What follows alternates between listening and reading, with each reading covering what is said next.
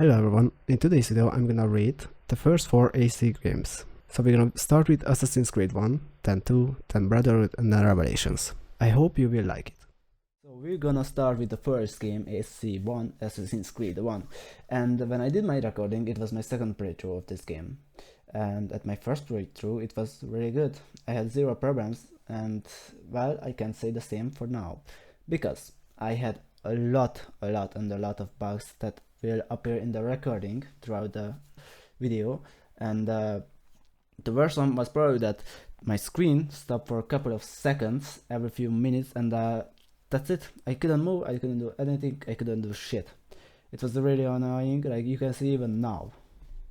The other bug that really annoyed me was the one where I just completely dropped out of the map like 2, 3, 4,000 fucking game meter away, and yeah, I had to restart a bunch of missions because of that.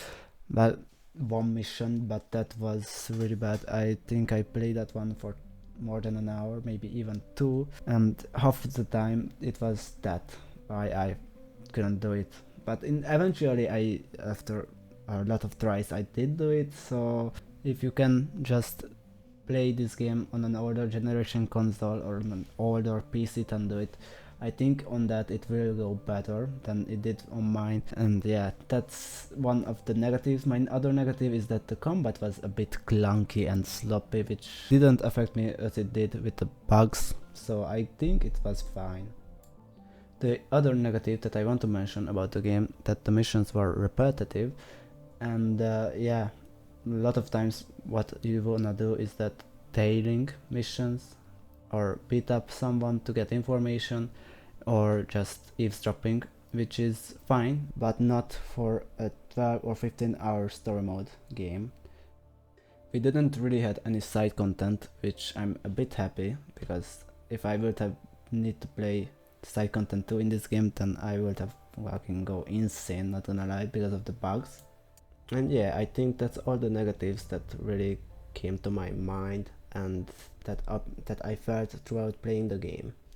Now, going to the positive side of the game is that the story was really good. The whole introduction arc to the ending arc, it was really entertaining. From having Altair completely disregard the creed, the rules and the laws of it, to then become again a master assassin, and then getting back the Apple of Eden from Al-Mualim, and then saving the assassins of the Turkish Empire. The other positive thing that I want to talk about is that the gameplay and the parkour especially was really good. And it's hard to say this because I know it's a 20-year-old game, and I didn't anticipate that the game will be so good other than the bugs and the stuffs. I think this game will really hold up today if it will get better configuration, but at this point we all know we just want a fucking remastered or a remake of the game, which I think will really help this whole franchise. Another thing that I'm able to say is that the parkour and start is relatively really good, considering again this is a 20-year-old game. Another thing that I feel a bit ashamed is that they didn't implement swimming here yet, but also there wasn't any part for it. Throughout my playthrough, my favorite mission was the last mission, even though I had to die a lot of times because of that one stupid bug where I got thrown out of the map. But the last mission where we go and stop Robert the Supply, I really like that one because of the whole combat sequence and the whole sequence of going back to Masyaf and then learning about the truth that Al-Mualim is a traitor. It really surprised me, especially my first playthrough. In the second one it didn't, because yeah, I already knew what's gonna happen. The boss fight was a bit hard because of the clunky mechanics, but again, this is a 20-year-old game. I don't really expect too much after 20 years of tech upgrades and everything. Yeah, I think that's pretty much all what I can say about the game. To be honest, I had this recording in 2025 and I'm just doing the voiceover in 2026, so I don't really remember completely all of it.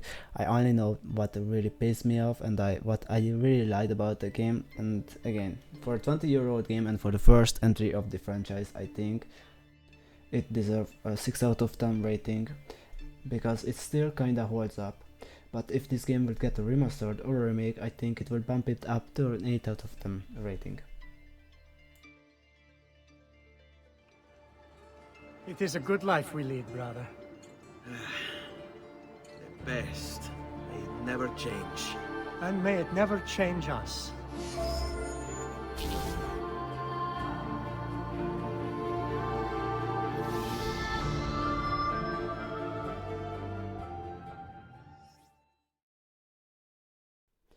And our next game is Assassin's Creed 2, one of the best games out of the franchise, and I think we can all agree that a lot of people's favorite too. It has so many upgrades and so many positive things that I don't even know where to start. But we're gonna always start with the negatives. But before that, I gotta say this was my second playthrough, and well, I loved both of my playthroughs. And now we have a new protagonist, Ezio Auditore da Firenze, with a new world, a new setting in Italy, and a bunch of new characters in the roster. I encountered some bugs, but it wasn't too many and it wasn't as bad as it was in the first game. So it was pretty forgettable and it was definitely not ruining the game like it did with the first one. Well, the other negative is that the detection time and the detection system in the whole game is dog shit. That's all I can say. Like, if you just walk up to someone that suddenly turns around, you get instantly detected, and it does ruin your mission if it says that you can't be detected. So generally, I wouldn't say it's a negative, but since it makes some tasks that should have been done pretty easy much harder and make it unfair, I think it becomes a negative at that point. It ruined some of my missions.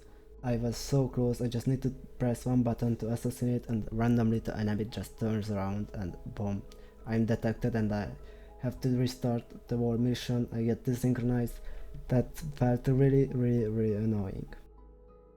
My other negative about the game is that the story had an antagonist, Rodrigo Borgia, so stretched out in finding and killing him, and we didn't even kill him. The game doesn't give that satisfaction to us, but maybe it's just my problem because I'm not mature like Ezio was.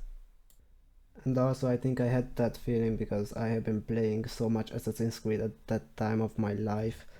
It's maybe that I felt like I just wanna finish it, I just wanna play something else, I just wanna do something else. My next negative is more of a preference question, because I didn't like the combat as much as I liked in the later entries, but it's definitely an upgrade from the first game. It felt like the fights went on too long in the game than they should have been. Okay, but that was all the negatives. And now we move on to the positives, and oh my god, we have a lot of those. So first of all, the story. The story felt incredibly good. It was a big upgrade from the first one, and I think it still holds up to this day. I even think that I can say it's one of the best in the whole franchise, maybe even the second best or the best.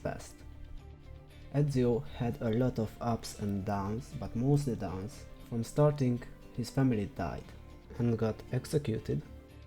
Then he had to flee his home and had to learn slowly about the past, about his father's works, and about the assassins and templars. So his character development was really long, from being a hot-headed youngster to becoming a wise assassin. And he slowly started to hunt down the templars, especially the ones who killed his family. We learned the ways of the assassins with the help of our uncle Mario. So I could talk about the story a lot, I think for an hour straight, but if I will do that, the video will be too long and I couldn't even manage to play the next two games, so we're gonna move on. Apart of our favorite protagonist Ezio, the game had even more interesting and exciting characters. For example, we had Uncle Mario, Bartolomeo and Paula. And all of them teach it something to Ezio. We have his sister and her mother. Although his mother didn't say a word after the family died, she is the one who deepers that moment even more. And then we can't forget the most goated character out of the entire franchise, I think, Leonardo da Vinci, who helped us in the story a lot, in crafting our items like the hidden gun or the poison blades. Next I wanna talk about the setting. The setting is Italy, and it's one of the best places that I think Ubisoft could have chosen. We had Venice, Florence, even the Vatican, even though it wasn't too long time that we spent there. All of these places were interesting to explore and to parkour through these cities.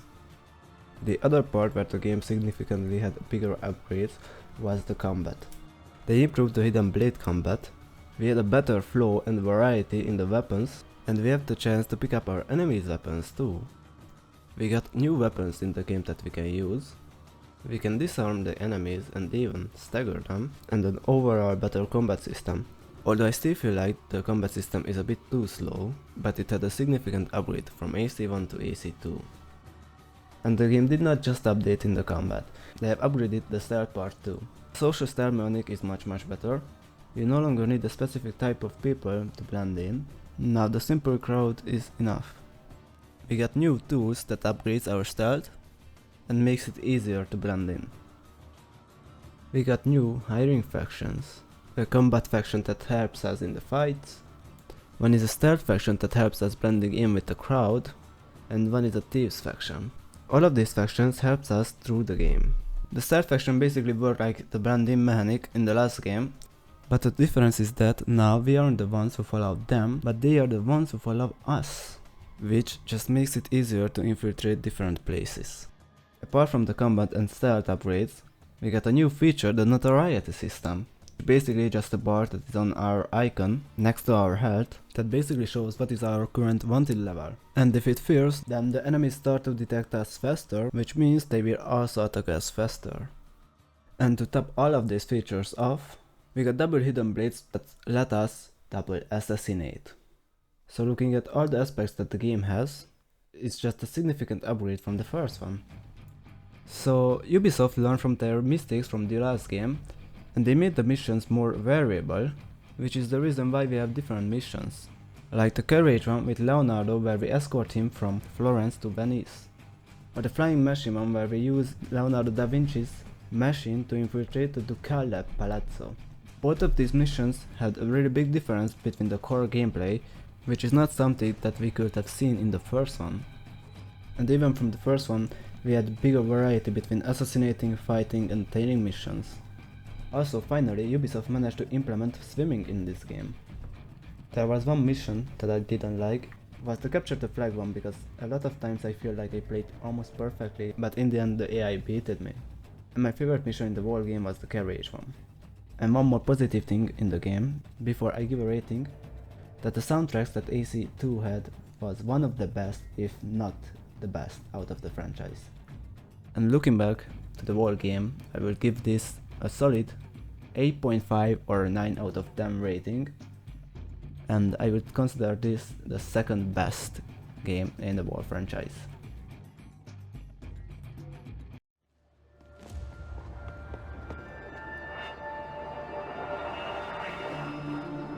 This decision is yours alone to make. Only do so quickly. Give it to me. You can do with it as you will later. Bene. Jump!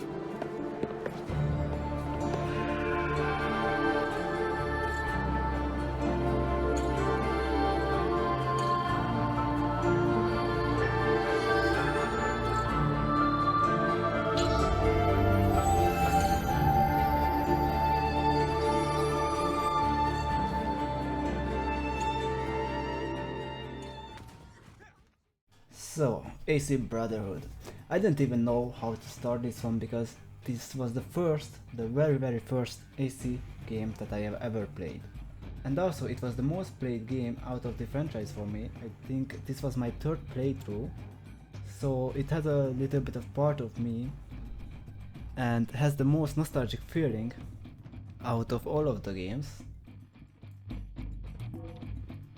And before starting with the negatives, I have to tell you a story. Well, a story, it's not really a big story, but like, how did I manage to get myself into the AC franchise? I remember when I first started playing this on my Xbox 360 that I got from my uncle after he came back from Germany. I was a 9 or 10 years old little kid, and I saw this title, Assassin's Creed Brotherhood, and then saw the cover design, seeing Ezio with a beard. I just got hooked in, and well, I started the game. I played it for like an hour and then stopped it because I didn't know English back then, and I didn't really understand what everything meant, what everything said. I still played it a couple of times later, but I never had the chance to beat it. I know I wasn't able to progress at the Romulus missions for some reason. I think it was because I couldn't read the words. Like, I know how to read, but I didn't know how to read in English. How does the words form in English? But I first finished the game when I was 12, I think, and yeah, in 2 years I managed to learn English and read English. And the last thing I have to say is that, yeah, this game is my favorite out of the franchise. So I might be biased, but I do think Ubisoft never managed to top this game. I'm not really able to say a lot of negatives. Like, I tried to see in my playthrough what might be bad in the game, and in the end I only found one negative, which is not really a negative, it's more of a letdown, and it's the setting, because Rome feels less entertaining than the AC2 cities. The other thing that annoyed me was the distance between the different missions. Like, a lot of times you had to walk from one end of the map to the other, which was annoying. But that's it, I genuinely didn't find anything bad in this game. So now we are going to the positives. Before starting, I have to say what I said in AC2 to AC1. This game is a significant upgrade from the last one. The game pretty much the same in everything. The difference is that the combat became a bit too easy, but they did such a good thing to it. They made it better with the kill streak mechanic. So you now don't have to fight every enemy for 5 minutes. Now you can just kill one and then continue. They fixed the detection system, so now there isn't shenanigans like there was in AC2. Going to an enemy who suddenly looks back at you and then boom, the mission is failed because you got detected. And this way you have just enough time to eliminate the enemies. I believe the mission variety also became an upgraded version, because we had even more different types of missions. Like the introduction one, Siege of Monteregione, or the Romulus quest, or the Borgia camps, which works basically like a Far Cry camp. Now we are going to the story. And I don't think I have anything special to say about the story, other than I think it's the same level as the AC2 story was. Well, not on the same level, but it's really close. The side characters stay the same, they got some development, but even the new side characters aren't as exciting as it was in the last game. Cesare Borgia as an antagonist were a bit underwhelming. I didn't have the same kind of feeling with him as I did with Rodrigo. He felt much more dumb and well, not as smart as Rodrigo did, but somehow he feels stronger. I think it's because he has a whole army, unlike us. We have assassins, but let's say it's not the same. And he's a really good fighter. But the last battle between him and Ezio were really epic. And killing him was such a satisfying feeling, because that bitch killed Uncle Mario, and then it was so epic. The whole map, the whole terrain, and then saying Ezio will not kill him, because fate will decide about his life. The new mechanic were the assassin recruits that I really liked, and I also miss from the new war games. Basically, we save people and they join to our creed, and then we can use them. We can send them to different missions that will make them stronger.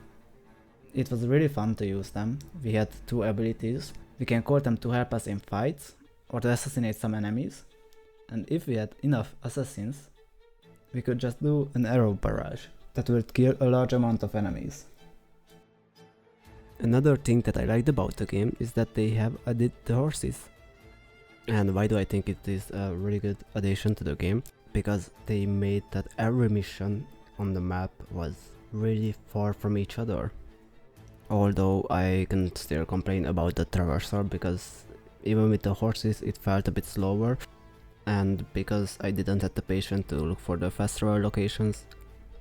Another thing that annoyed me was that the horses kinda had shitty mechanics, I guess. Like, it was really clunky sometimes. They would sometimes jump over the fence, sometimes just stand there and look and look and look.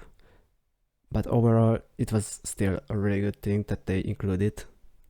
And I'm really happy that they brought them back in the later games. I have to say, this game aged like a fine wine, I swear. This is just a better AC2 in almost every way.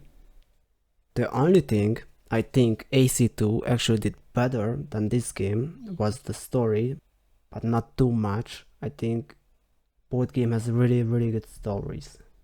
And I will rate this game a 9 out of 10, maybe a 10 out of 10, depending how nostalgic I feel. I really like this game if you didn't notice it, but this was one of my favorite childhood game. I can't lie about that. And for my favorite mission, I have to say the last mission. All I can say is that it's just a masterpiece, for me at least. I like the fight with Cesare, I like the story, how it wrapped up, and overall it just feels like a really good ending for the whole game. And the best part was definitely how we killed Cesare. I mean, we don't kill it actually, it's actually fate, but you get what I'm saying, yeah. And to conclude this whole section of the video, I will only say one thing, one word about the game. Well, two, but yeah. It's a masterpiece.